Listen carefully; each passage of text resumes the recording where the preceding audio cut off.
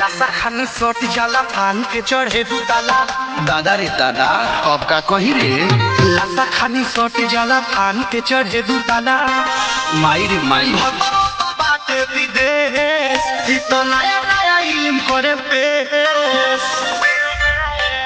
हिना देवारे रे देवारे रे देवारे देखावे आजा करे रे करे रे करे। हिना देवारे रे देवारे रे देवारे देखावे आजा करे रे करे रे देवारे रे।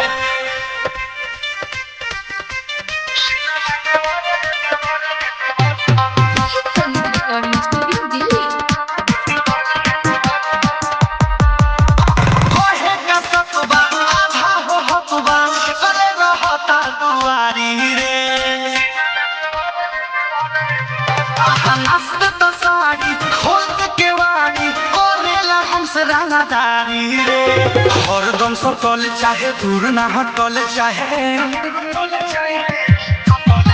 हरदम सकल चाहे दूर ना हटल चाहे।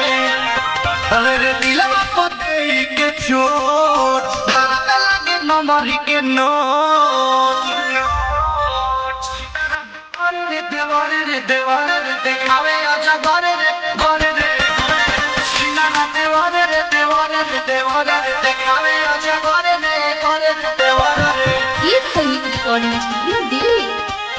Music by Ajit Sinha.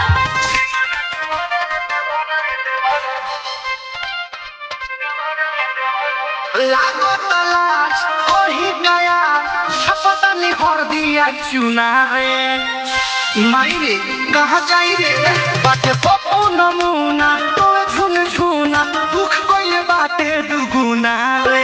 जो बात परदेसी रवि घरे आजा जल्दी अभी। समझा कीजिए अजीत जी। बुझो बात परदेसी रवि घरे आजा जल्दी अभी। निर्मल जो किस रहे रे दिल दिलवा पर खुशबू दिन के। हिना देवारे रे देवारे रे देवारे देखावे आजा घरे रे घरे रे घरे। हिना देवारे रे देवारे रे देवारे देखावे आजा घरे रे घरे रे देवारे रे। लता खानी सोट जाला फान के चढ़े दू ताला। माई रे माई हतरो तो बाटे विदेश ई तो नया नया इल्म करे पेश। हिना देवारे रे देवारे